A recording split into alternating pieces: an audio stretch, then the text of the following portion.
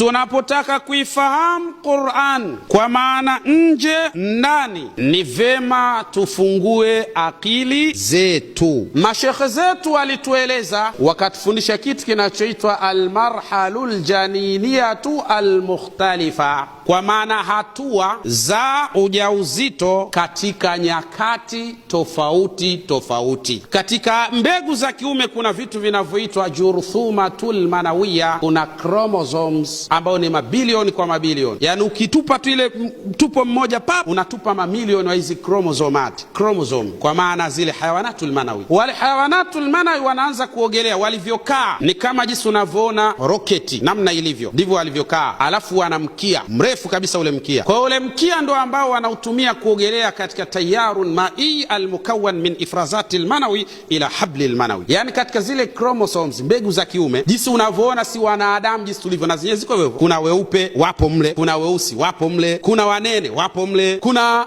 vilema wapo mle, kuna waliokamilika wapo mle. Ndio maana kuna baadhi ya watu wengine kama chromosome itakwenda kutunga pap ina ukilema fulani, basi na mtoto atazaliwa hivyo hivyo katika hali za namna hiyo. Ndio wanautumia ule mkia kuogelea katika sehemu za kike, katika yale maji yanayopatikana katika sehemu za kike, wanaenda katika yai ambalo tayari lishaiva anadhija. Kwa hiyo wakifika pale sasa, wanachokifanya akishafika pale katika lile yai, anatema kemikali katika lile yai pap.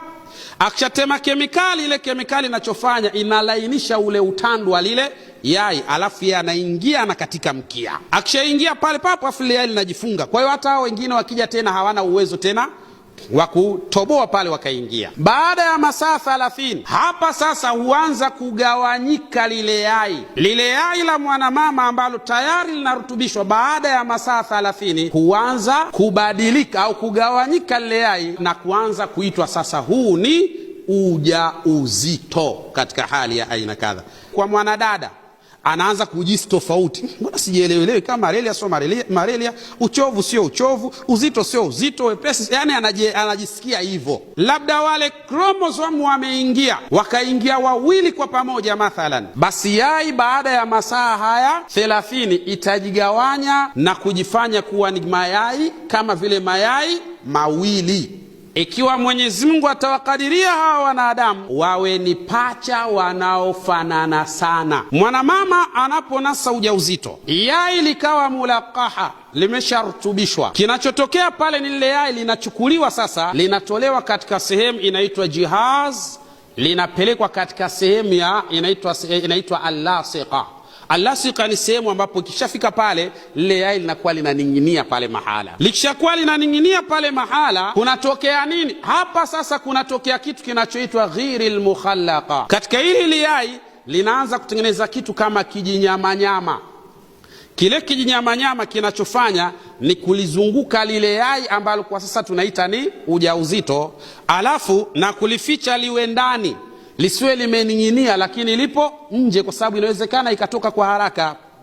Sasa lile jinyamanyama linapofunika lile yai, maana yake hapa sasa ndio Mwenyezi Mungu anasema fi qararin makin, katika kizazi chenye kuhitaji umakini wa hali ya juu. Baada ya hapo sasa, siku ya 6 kunatokea nini? Linagawanyika lile yai takriban mara 64. Yani linatoka katika hatua hii, linabadilika linakuwa hivi, linabadilika linakuwa vile, linabadilika linakuwa hivi, na mara 60 ngapi? 64. Na hizi ndio tauhidi za kweli ndugu zanguni. Tauhidi sio kusema sema, ni baada ya kuona uumbwaji wa Mwenyezi Mungu. Wallahi utajiona kabisa unaingia na hofu, unaingia na uoga, unaona aliyofanya haya wallahi anastahili kupekeshwa na kubaki kuwa peke yake. Tuzinduke. Haya masomo tunasoma jamani, tusemeni ukweli, tuwe wa kweli tu. Mavioni mwetu humo tunasoma, kuanzia vioni vyetu vya alifu B mpaka university huko tunasoma haya. Hatuyasomi jamani. Sasa yamekwenda wapi? Msifikiri ni bahati mbaya kutoyasoma katika vio hivyo.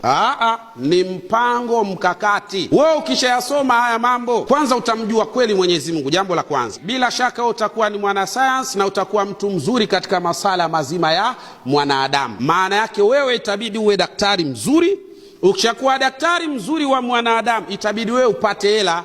Ukishapata hela mabwana huwezi kuwaheshimu. Kwa hiyo lazima ufundishwe mambo ya kupinga tu, mijadala, upuzi, ujinga. Hayo ndio yanakufaa wewe ili wabakie kuendelea kutawala. Haya yanahitaji watu wenye akili kubwa shekhe. Ukiwa na akili mgando, baki hapo bisha tu bid'a. dalala, kullu dalala fi nar. Sio hizi ndugu yangu, dalala fi nar zipo, lakini sio hizi shekhe.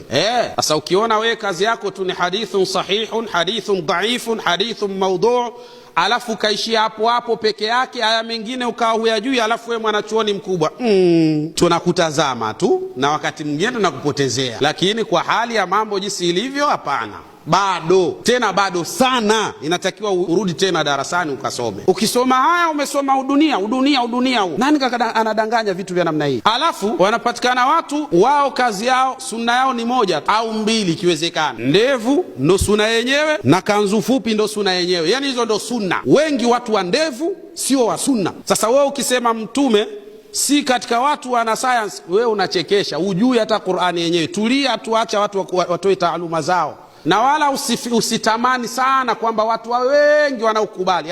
Sio lazima wawe wengi wanaokukubali. Hataki kukubali wachache, maadamu unafanya vitu vya msingi, haina tabu hiyo. Watakukataa, watakupiga, watakudharau. Subira ndio inayotakiwa. Watajua tu hawa. Tujalie tusome haya kwa kuyaelewa na kuyafahamu kwa hurma na utukufu wake insha Allah subhanahu wa ta'ala. Assalamu alaikum wa rahmatullahi wa barakatuh.